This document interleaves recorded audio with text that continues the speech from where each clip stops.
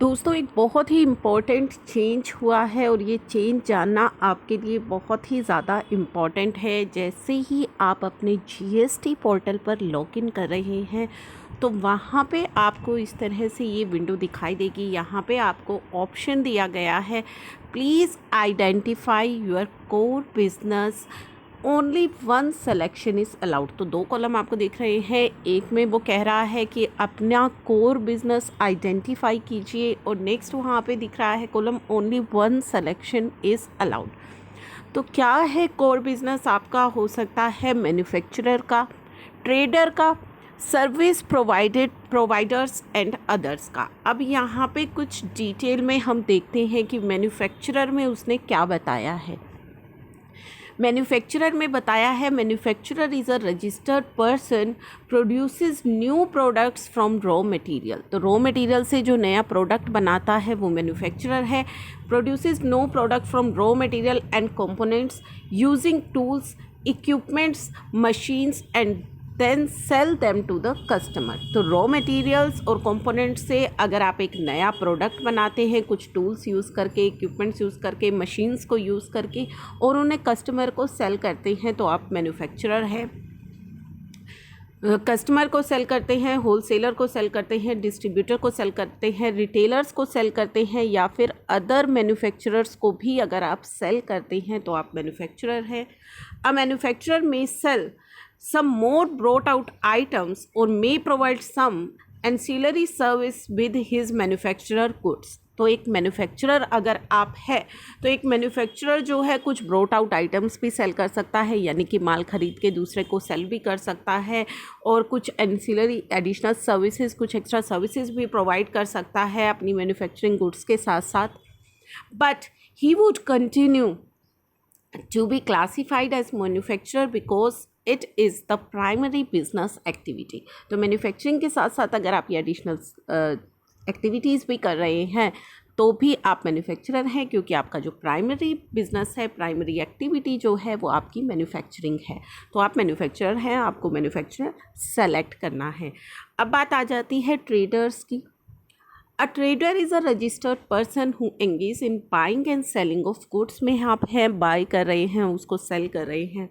Traders have been further classified as wholesaler या distributor आप हैं। रिटेलर है।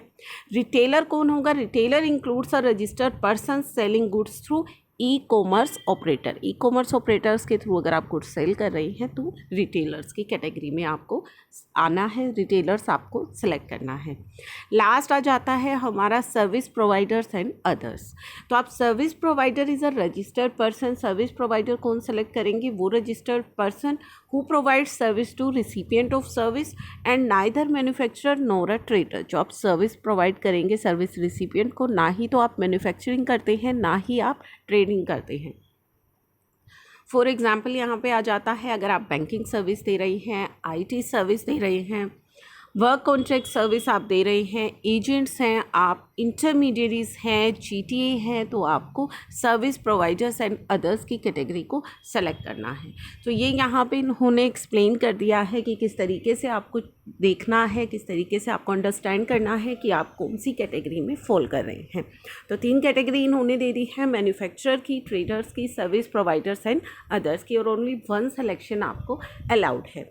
अब यहाँ पे कुछ नोट्स दिए गए हैं, बहुत ही इंपॉर्टेंट है, और इसके बाद एक और इम्पॉर्टेंट चीज़ मैं आपको के साथ डिस्कस करूँगी।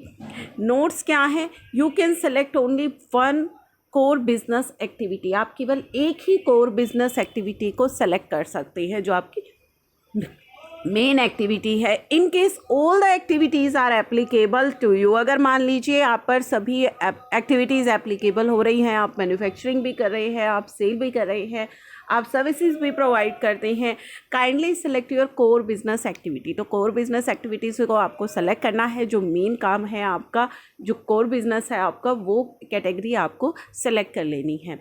Other will include work contract and other miscellaneous items. तो इन्होंने बता दिया है कि अदर्स के अंदर वर्क कॉन्ट्रैक्ट आएगा या अदर मिसलेनियस आइटम्स आपको वहाँ पे कवर करने हैं। In order to understand the definition of manufacturer, trader, service provider, you can click on the information button पर आप क्लिक करके उसे रीड कर सकते हैं। जैसा कि मैंने अभी आपको सारे डेफिनेशंस जो है वो रीड करके आपको सभी के मीनिंग बताए हैं। Further, if you want to change in future, you can do it by navigating my profile, core business activity status। तो ये बहुत ही इंपॉर्टेंट है ये चीज़, ये हम बाद में समझेंगे। तो अभी इन्होंने कहा है कि अभी आप वन सिलेक्शन कर लीजिए। तो वन सिलेक्शन हमने कर लिया अपनी एक्टिविटी का, करने के बाद हमने कर दिया यहाँ पे सबमिट। तो ये हमारा सबमिट हो गया, हमने एक्टिविटी सेलेक्ट कर ली सर्विस प्रोवाइडर्स एंड अदर्स की। अब आपने भी इस तरीके से मान लीजिए एक्टिविटी अपनी कोर बिज़नेस एक्टिविटीज़ को सेलेक्ट कर लिया है कि ये हमारी कोर बिज़नेस एक्टिविटी है, लेकिन आपसे अगर गलती से कोई दूसरी कोर बिज़नेस एक्टिविटी सेलेक्ट हो गई है, मिस्टेक हो गई है, तो अब क्या करना है वो बेहद ही इम्पॉर्टेंट है। तो आपको जाना है अपने माई प्रोफाइल सेक्शन में। माई प्रोफाइल में जब आप जाएंगे तो वहाँ पे आप देख पाएंगे नेचर ऑफ बिज़नेस एक्टिविटी। आप ऑलरेडी यहाँ पे रजिस्ट्रेशन के टाइम दिखाते हैं कि आपका रजिस्ट्रेशन के time nature of business activity क्या है। अब nature of core business activity जो कि अभी नया नया आपने सेलेक्ट किया है, अभी पोर्टल पर ये ऑप्शन आया था और वहाँ से आपने सेलेक्ट कर लिया है सर्विस प्रोवाइडर्स एंड अदर्स। आपका नेचर ऑफ बिज़नेस एक्टिविटी यहाँ पे आ रहा है।